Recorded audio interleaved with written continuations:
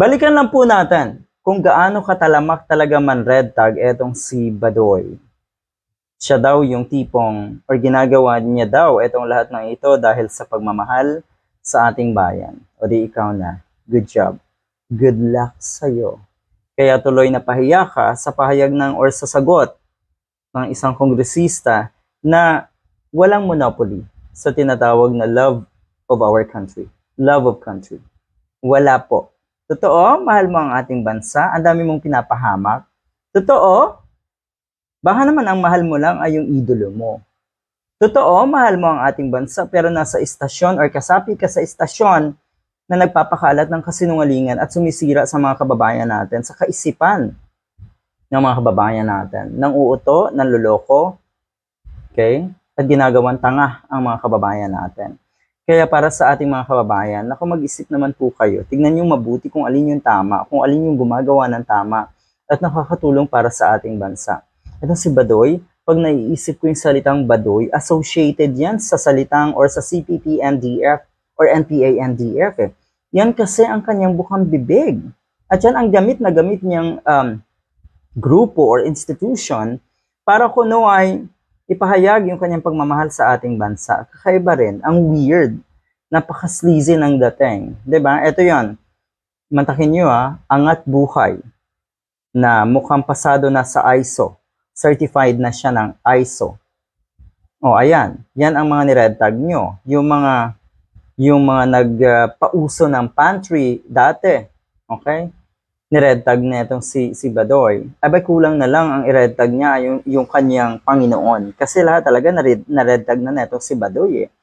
At ang kanyang madalas na lusot ay meron siyang rights for free expression. Abay, hindi yan ang punto. Hindi sana umaabot sa ganito na may napapahamak para lang masabing nag-exercise ka ng freedom or your rights to free expression. Alright. Ang sabi niya, the people behind Angat Buhay is CPP, NPA, NDF. They are now on social media. Ang mga nanay na naghahanap ng mga anak nila na wala na, hindi na nila makita, at eto yung sumali ng Lenny Youth. Eto lahat yan planado. Okay? Lahat yan kuno yung magrereklamo na nanay halimbawa ay planado ng mga katulad ni Badoy. Hindi mo alam kung ano ang gustong sirain ng isang katulad ni Badoy. Ang gusto niya, ang nakikita natin na gusto niyang patumbahin, ang tinatarget ng mga katulad niya ay yung mga taong gumagawa ng tama at totoong nagmamahal sa ating bansa. Katulad ng Angat Buhay, katulad ni Atty. Leni Robredo. Allergic na allergic sa mga mabubuting bagay ang mga katulad ni Badoy.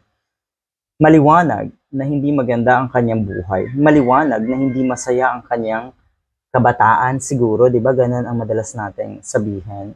Ngayon, ito naman ay throwback lang. Ito naman ay matagal ng statement na itong si Badoy. Pero pakatandaan natin na ang isang Badoy ay hindi natin kayang or pwedeng paniwalaan sa kanyang mga pahayag at kuno ay kanyang pagmamahal sa ating bansa. Wala siyang ipinaglalaban. Ang totoo niyan, pinoprotektahan niya yung kanyang Panginoon, yung kanyang idolo. Ganun lang yan Pinoprotektahan lang. Alright? At ang paraan ng kanyang pagprotekta ay sirain yung mga ayaw doon sa kanyang Panginoon, doon sa kanyang idolo. Ito yan, throwback, Lorraine Badoy made the accusations against Angat Buhay via a show that aired on SMNI, the media outfit owned by fugitive preacher Apollo Quiboloy, a known ally of former President Rodrigo, the Butcher Duterte, and Ferdinand Marcos Jr. Ganyan na ganyan ang kalakaran ng mga taong desperado katulad na itong si Badoy. Hindi kayang makipagsabayan sa totoong laban ng buhay sa mga taong may dunong, kaya ganito, kumakapit sa kung kanino. Antakin niyo, ang sweldo daw sa SMNI, 100,000 lang. Okay? Lang. Kapalit noon ay nakasangla ang kaluluwa mo at dapat sunod-sunuran ka at kailangan mong magsinungaling araw-araw. Masaklap, diba?